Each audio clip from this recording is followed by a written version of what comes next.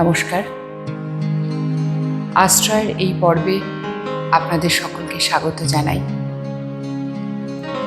রবীন্দ্রনাথ ঠাকুরকে যত জানছি, যত তার দর্শনের মধ্যে প্রবেশ করছি, যেন মনে হচ্ছে একটা সমুদ্রের মধ্যে বুদবুদের মতন আমার অবস্থান।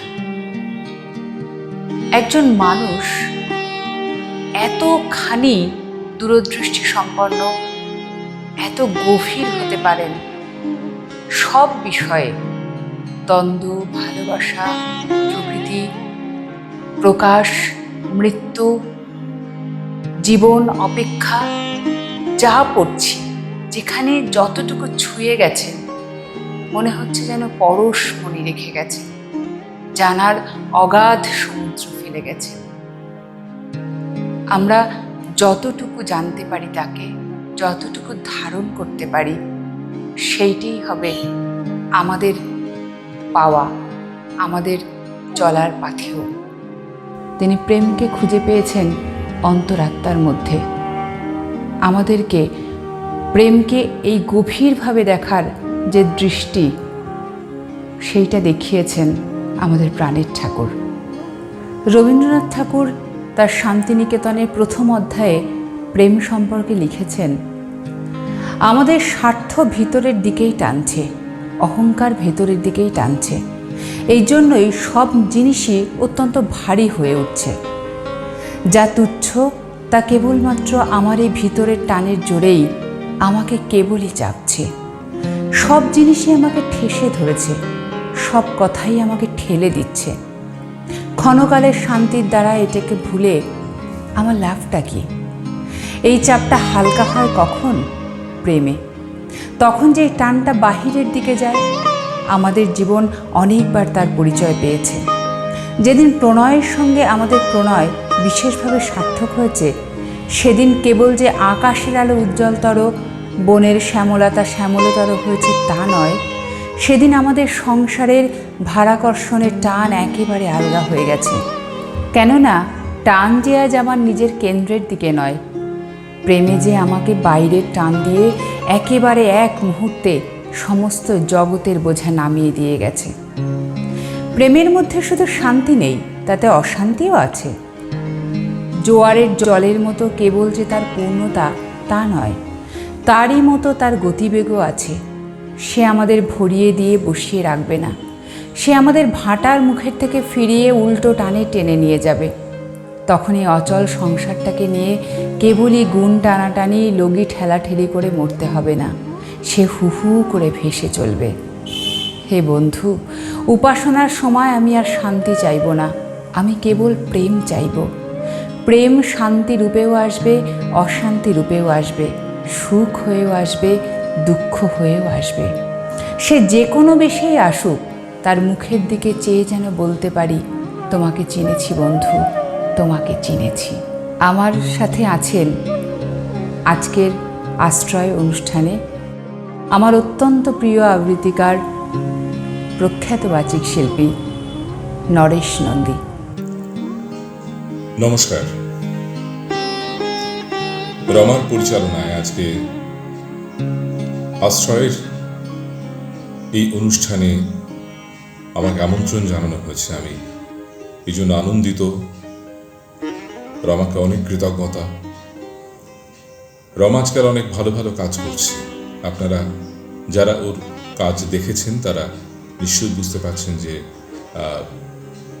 ওর কাজটা আজকাল কী ধরনের হচ্ছে। বেশ ভালো কাজ।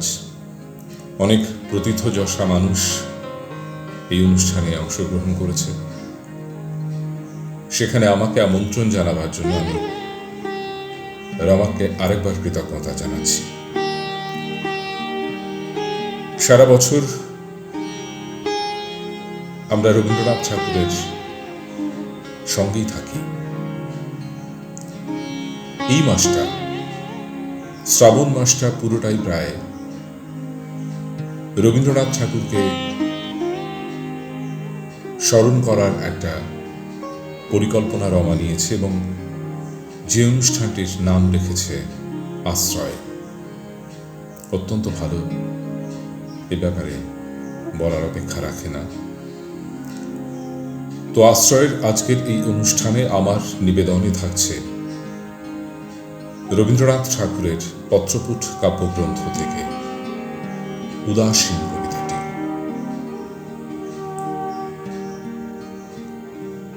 ফাল্গুনের রঙিন আবেশ যেমন দিনে দিনে মিলিয়ে দেয় বনভূমি,